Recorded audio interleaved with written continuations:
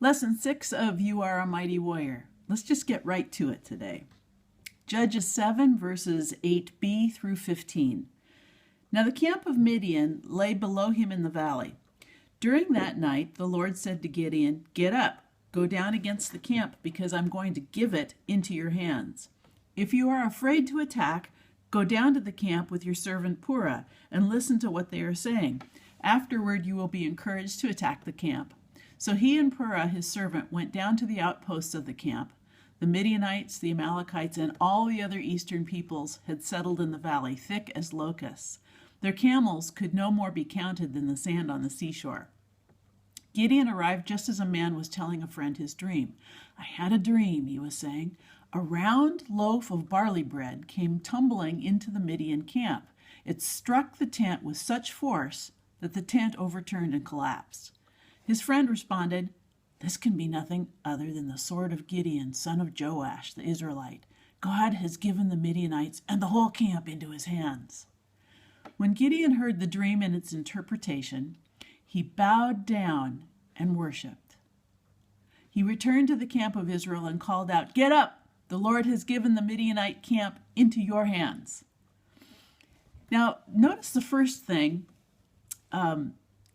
that struck my attention when I read this was that in verse 9, Gideon's name has been it's just been turned back into his Hebrew name of Gideon. Remember, it had been changed after he went up to smash his father's Asherah poles. It had been changed into the pagan name of contender with Baal. Well, now it's switched back, and I think that's very significant because we see for the first time Gideon truly stepping into his role of being a mighty warrior, and he gets his name back.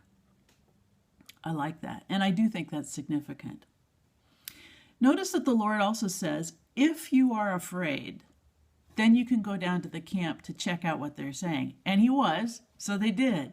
You know, God is so accommodating of Gideon's personality flaws, his inadequacies that he feels just plague him all of his life, his insecurities, his worries about how this is going to work out. God, to a point, is accommodating with Gideon, and so he says, "If you're afraid, take your servant with you." And the first time that Gideon goes to do the first assignment that God gives him of smashing his father's Asherah pole, he took 10 servants with him at midnight. Now how many servants does he take with him? It says 1. So we see progress, right? He's still afraid. That's okay. God accommodates that. He takes his 1 servant with him. And he goes down, and in this valley, in this bowl, he sees not only the Midianites, but the Amalekites and all the other eastern people. I mean, it's a swarm of people, and it's just incredibly intimidating. He overhears a dream, and the dream is that this giant barley loaf comes rolling into the camp, and it destroys the tent. And one of the commentators that I was looking at says that it was the general's tent, and how he knows that, I'm not sure, but that's interesting. Regardless, this giant loaf comes, smashes the tent, and the interpretation is we're ruined.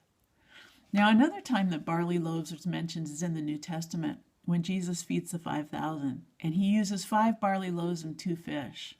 Barley was a common man's grain. It was not gourmet by any means. It was a common man's grain. It was coarse. It had a lot of fiber in it. It still does.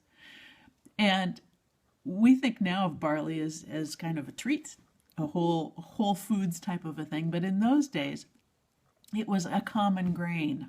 And so the bigger interpretation here is that common barley loaf, it's big. It rolled into our tent post. It's destroyed our camp. That big barley loaf is Israel. Plain old Israel, plain old common Gideon. They've risen into a huge foe. And Gideon's God has given us to him. We're all going down, all of us. And I'm sure the fear spread like wildfire, as it does, through the camp. And what happens next is of major significance if we want to become mighty warriors. Gideon had some options. He could have chosen to not believe the dream and continue to worry, which would have been his fleshly personality, earthly response, rather than his heavenly persona, how he's viewed by God in heaven. Another thought, he could have been really terrifically revealed to know it. He wasn't going to die, and so he'd just leave. Also, fleshly personality response. What he does do is something that convinces me that he's now made that transition from being Gideon, contender with Baal, Gideon, feller of trees, to Gideon, man who cuts down multiple armies, Gideon, mighty warrior.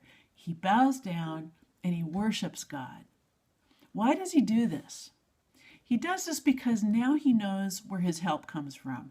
Now he is in awe. Now he is keenly aware of the presence of God. And remember, he had huge self-esteem issues that he had to overcome. God could have easily killed him and everyone else for their disobedience and for turning away, but he doesn't, because God is a God who keeps his covenant promise to Israel and to us. And now Gideon gets it. How do we know that? Because of that response. This is the first time we see him and hear him bowing down and worshiping God. Now he's 100% sure of what he has to do, and he worships. Finally, he's certain that God will do what he said he was going to do. Finally, he's certain of who and what God is and his role in that job that has to be done. It's an act of gratitude. It's an act of wonder. It's an act of reverence and knowing his place before God. It's an act of submission. It's a letting go of control of his life and coming to a full realization and full revelation of God's authority in his life. So what is worship to you? Are you better worshiping alone, or are you better, more effective at worshiping when you're in a group setting? After Gideon worships and falls down and adores God, he returns to camp and he tells his army that God has already done it for him. We've got this, he says. Have you ever had any kind of thing like that hit you during worship, where you all of a sudden realize, I've got this? Whatever it is that you're facing, any trauma, any crisis, any event that seems intimidating or overwhelming, have you ever during worship had that same kind of a sense of gratitude, of wonder, of reverence, of submission? Have you ever had a release of faith that comes in the form of 100% certainty of God's ability to act on your behalf? If so, that act of worship triggers such profound gratitude. It's a moment of wonder. Suddenly you know your place before God. You know your smallness and his greatness. This kind of humility produces times of beautiful submission, where you release to God the ability, or the permission, shall we say, to work in your heart, permission to work in your life circumstances. And it's an acceptance of your true identity and your place with God. And as Graham Cook says, it's a realization of your true identity of brilliance, your radiance and understanding, your vast influence. It's powerful. It's a revelation that you are powerfully prayerful, that you are a strong warrior, a strong leader. People are drawn to you, to your confidence, to your stability, to your peace, to your fearlessness, to your generosity, and you do not compromise. It is thrilling. God is great. I am nothing. Mighty warriors know their fallibility. Mighty warriors know their frailty, and that God is the director and enabler of the victory. Now, I went through the Old and New Testament and found times when worship preceded victory, and the examples are all over the place. In Exodus chapter 4, Moses and Aaron and the elders, before they brought the Hebrew people out of Egypt, they performed those signs and wonders. And when Moses tells the people of Israel that God is concerned for them, that he's seen their misery, in a united mass, they bow down and they worship. And the people, right then and there, become mighty warriors and are able, for a moment in history, to pick up their household and leave 400 years of slavery. But that came after an act of worship. David, we see him a number of times worshiping God before a battle, and he ends up taking the entire city, the entire territory. During his kingship, we see this again and again, worship preceding victory. Solomon has the people worship God before they dedicate the temple, and we all know what happens then.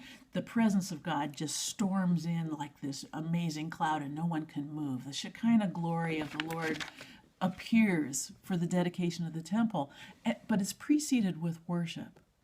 In 2 Chronicles 20:15, we have Jehoshaphat. They worship God before battle, and they send out the choir ahead of the troops. They sing their way to victory. It's a profound victory, and it happened before, and they didn't even have to swing a single sword. The entire enemy camp turns on itself. They don't even have to fight. Victory began with worship.